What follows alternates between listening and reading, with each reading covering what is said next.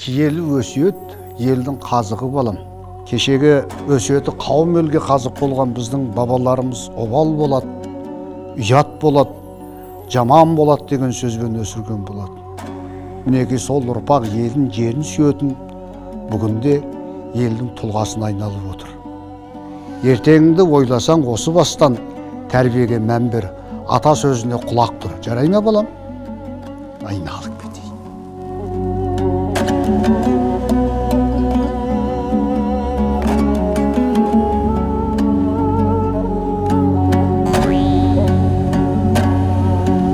Бесіктен ізгілікті тәлім еткен, әр сөзінен ұлағат мәні жеткен.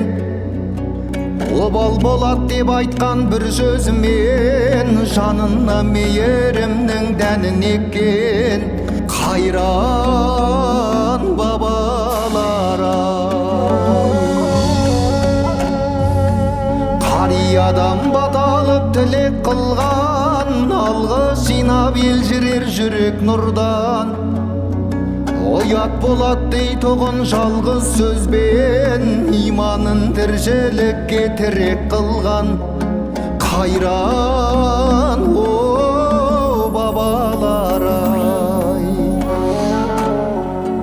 тәрбиелі баласын мақтан қылған, мақалы мен ғибрат хат қалдырған. Жаман болат деп айтқан бір сөзімен, жамандық кесапаттан сақтандырған. Қайран бабалар-ай,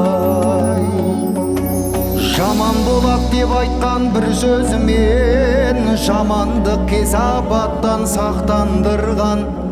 Қайран о бабалар-ай.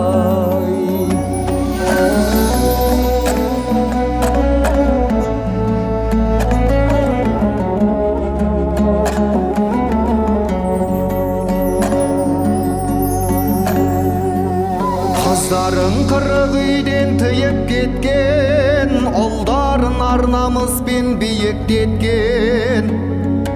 Өмір сүру үлгісі өнегесі, үш ауыз сөзіне сыйып кеткен.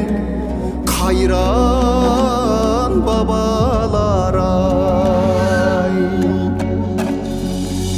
ана сүті сіңірген адалдылық, тұсау кескен бассын деп қадамдынып.